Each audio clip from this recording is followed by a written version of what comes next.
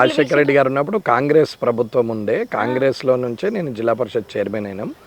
తర్వాత ఆయన చనిపోయిండు. నేను 2011 వరకు జిల్లా పరిషత్ చైర్మన్ ఉండి 12 నుంచి ఖాళీగా ఉన్నాం. తర్వాత వైఎస్ఆర్సీపీలో జాయిన్ అయ్యాం. మళ్ళీ తర్వాత తెలంగాణ రాగానే వదిలేసినాం. ఆయన ఆంధ్రాకి వెళ్ళిపోయారు జగన్ గారు, నేను ఇటే ఉండిపోయినాం. తర్వాత 2017లో ఏదో ఒక నేషనల్ పార్టీలో చేరాలి అని అంటే, సరే మోడీ గారు చేస్తున్న పనులు బాగున్నాయి కదా, నేషనల్ పార్టీ కావాలి కదా అని బీజేపీలో చేరడం జరిగింది. నేను ఎవరు తీసుకుపోయినారన్న బీజేపీ పార్టీలకు? అప్పుడు లక్ష్మణ్ గారు, హైదరాబాద్ లక్ష్మణ్, కోవా లక్ష్మణ్ గారు, డాక్టర్ లక్ష్మణ్ అన్న ఎరకనే నాకు ఆయన కూడా బాగానే అన్న పార్టీలకి వచ్చినావు కదా. నువ్వు తొలుత పోటీ చేసుడు 2 పుల్లన్నాడు మధ్యలో నోట్ల తలకాయ పెట్టినట్టు పెట్టినావు.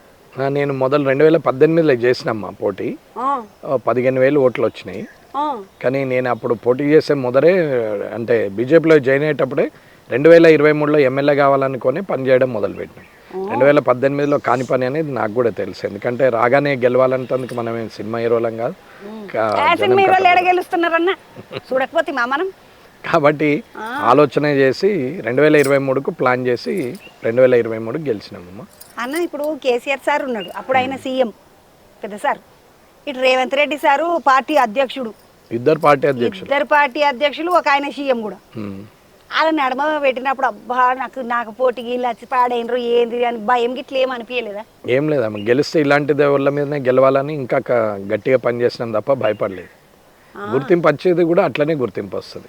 కొడితే కుంభస్థలాన్ని కొట్టాలి కానీ చిన్న చిన్నగా ఎందుకు అన్నది ఒక ఆలోచన ఉండేది. సరే అనుకోకుండా టైం కలిసి వచ్చింది. ప్రజలు అప్పటికే 5 సంవత్సరాలుగా పనిచేసినాం కాబట్టి వాళ్ళు వచ్చినా నాకేం పెద్ద ఫీలింగ్ ఏం లేకుండే. నేను ప్రజల్లో అప్పటికే నాటకపోయినాం, అందరికీ సొంతంలాగా అయిపోయినాం. కాన్స్టిట్యున్సీలో అందరూ గెలిపించే స్థాయికి వచ్చింది. నేను గెలుస్తాను నమ్మకం కూడా ఉండే కాబట్టి వాళ్ళు ఇద్దరు వచ్చినా నేనేమి భయపడలేదు.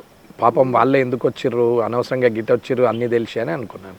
కాదన్నా, ఇప్పుడు మరి ఎవరి పైసలు ఇస్తే వాళ్ళకే గుద్దుతారు ఓట్లు అంటారు ఊళ్ళలో. పైసలు తీసుకోరమ్మా జనము. మీరు ఎప్పుడైనా తీసుకున్నారా పైసలు? నేను ఊళ్ళోనే లేను, నేను ఎప్పుడు ఎలక్షన్ లక్ పాడై నేను కొలువులలోనే ఉంటుంది. కొలువులలో ఉన్నా కానీ ఆడున్నారని లెంకి మరి పైసలు ఇచ్చిపోతారు మరి. కాబట్టి పైసలు ప్రజలు తీసుకోరమ్మా. ప్రజలు తీసుకుంటారని రాజకీయ నాయకులు బదనాం చేస్తారు అంతే తప్ప ప్రజలు తీసుకోరు. తీసుకున్న వాళ్ళు ఎంతమంది ఉంటారమ్మా? 2,60,000 ఒక్క కాన్స్టిట్యున్సీలో ఓట్లు ఉంటాయి. ఒక 10-20 ఎక్కువ తక్కువ. 2,60,000లో 1,35,000 ఆడోళ్ళే ఉంటారు, ఇంకో 1,25,000 మగోళ్ళు ఉంటారు. 1,25,000 మందికి పైసలు వస్తారమ్మా? పోనీ ఆడోళ్ళు 1,35,000 పైసలు పంచగలుగుతారా? పంచినా ఎంత సమయం కావాలా, ఎంత మంది కావాలా పంచనీకి?